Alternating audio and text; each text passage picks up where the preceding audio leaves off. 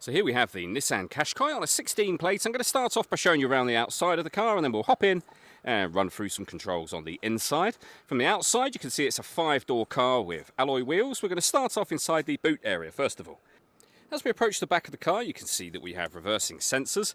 This car's also got a parking camera, which we'll come back to in the inside when we go through the controls. Plenty of boot space, as you can see, along with that 60-40 split folding rear seat, should you wish to increase this space even further. And then underneath these tray sections, there's even more space again. You can also use those trays to divide the boot up into different sections as well.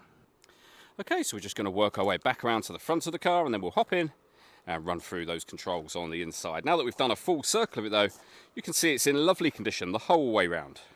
Just briefly before we climb in, I think it's well worth seeing the interior from this exterior point of view. There's plenty to run through on the dashboard, so let's hop in and we'll do that now. Okay, now that we're inside the car, we're going to start with the dials. On the left-hand side, we have the rev counter and coolant temperature gauge. On the right-hand side, the speedometer and fuel gauge. In the centre, you can see the total miles of this car there, 81,519.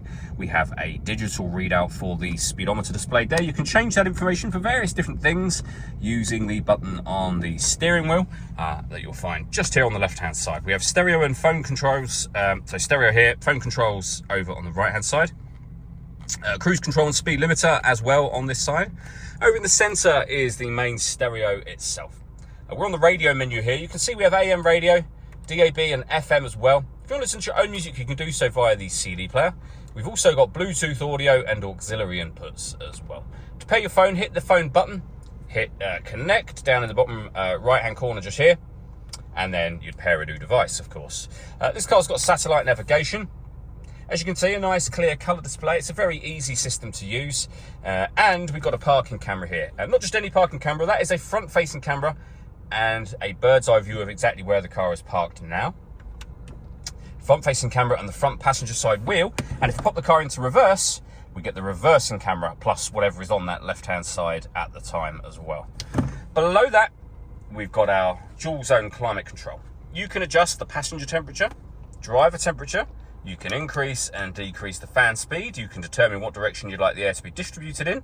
And when you're happy with those settings, that's your air conditioning on. Same button to turn it off again, or hit auto.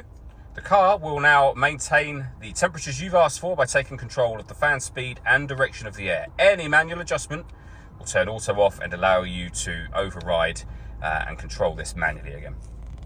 We have a 12-volt charging socket. The electronic handbrake, so you can turn that off and on from here. So that's off and back on again.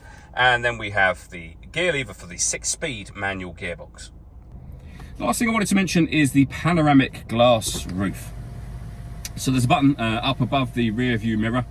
Give that a push and that will open all the way to the back of the rear seats. This is a fixed section of glass, but as you can see, that lets in a huge amount of extra light to the cabin area. All that leaves me to say is thank you for taking the time to watch this video. If you'd like to come and see the car in person and have a test drive, please feel free to give us a call here at Surrey Specialist Cars. We'd love to hear from you soon.